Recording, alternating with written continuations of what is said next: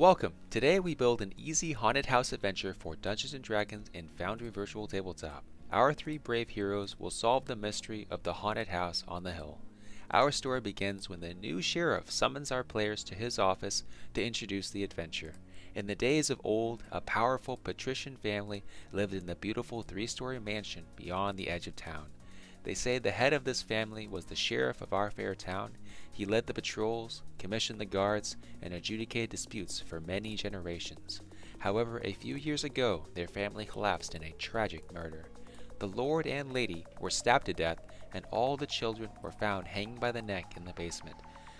I was chosen to be the new sheriff, and I investigated the murder. However, I never found any suspects or evidence of breaking and entering, so I concluded that one of the family members must have done it.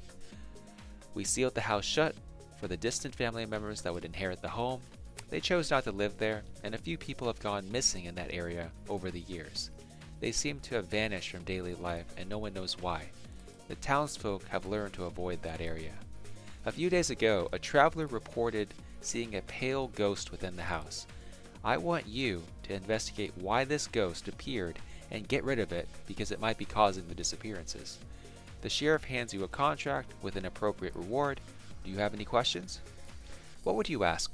Please scroll down to the video comments section and tell us what your questions would be. There aren't a lot of clues that the sheriff can give you. No one has been in the haunted house in many years because it's boarded up, so no one can enter. The traveler didn't see anything else of note, so he's no help. Even though this is an important case, the sheriff isn't going to send backup to look at a seemingly empty mansion. This leaves a few options. The first is exploring the history of the patrician family that lived there in the past. Their family had many enemies. The chief among them was the guilds and merchants, which he heavily taxed. However, my investigation uncovered no evidence of wrongdoing. The most notable trait of the former sheriff was his affinity for punishment in his professional life. They say he would capture criminals and bring them to his residence to be whipped until they passed out. The guilds and merchants felt his lash more than once. The lady of the house was a well-to-do aristocrat who spent her time playing music and creating wine.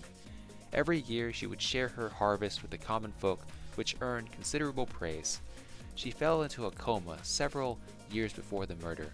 She didn't deserve to bleed out on the bed with a knife in her skull. Their 4 children were somewhat of a mystery. They were homeschooled and spent most of their time riding horses and hunting on the family estate. I can give you my files on each family member as well as a picture of what they look like, but I'm afraid you won't find much more help from the townsfolk.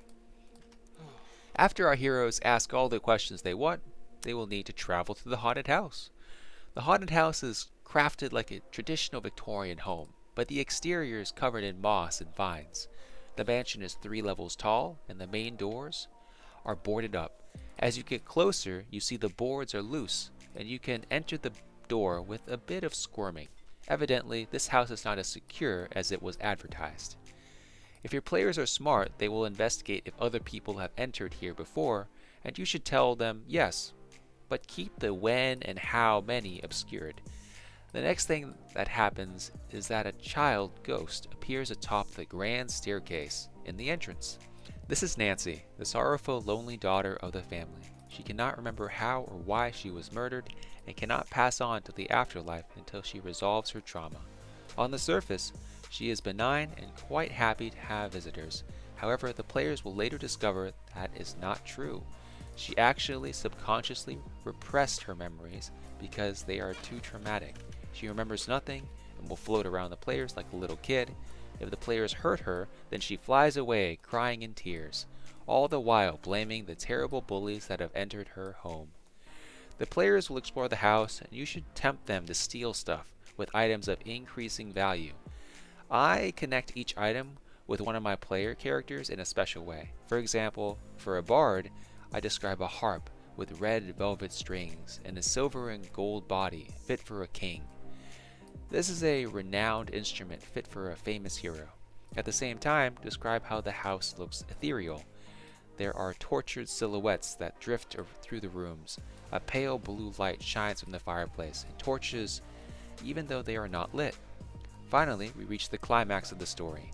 Nancy remembers who she is and begins crying in the middle of the house. When our heroes go to investigate, she is murmuring in an insane voice. "It's not my fault, it's not my fault.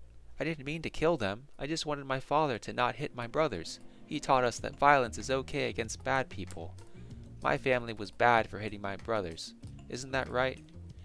At this point, the players will respond and try to reason with her or attack her. Regardless of how they respond, you should describe how Nancy flies into the ceiling, blaming the players for trespassing or stealing or anything else that might be unlawful, even if it isn't true. A few shadows representing her family members emerge from the walls, blocking our heroes from escaping. Skeletons and zombies begin crawling up from the floorboards. These are former criminals that were killed by the sheriff. You should really stress how there are a lot of them. On top of that, the house begins to shake, and Nancy cheerfully announces we should all go to the 9 hells as punishment for our crimes. The players must battle their way out of the house before it is transported to the 9 hells.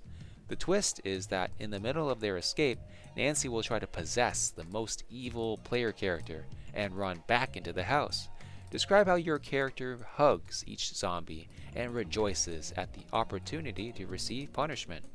If you want to take this to the next level, then you can have some players fall through the floorboards to the basement and explore the basement and amber cavity, or start this combat encounter upstairs.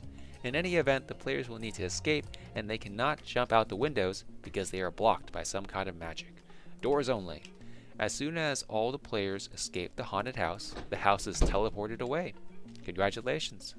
Thank you for tuning in. Please scroll down to the video comment section and tell us what you think. Please consider giving the video a thumbs up. It helps a lot.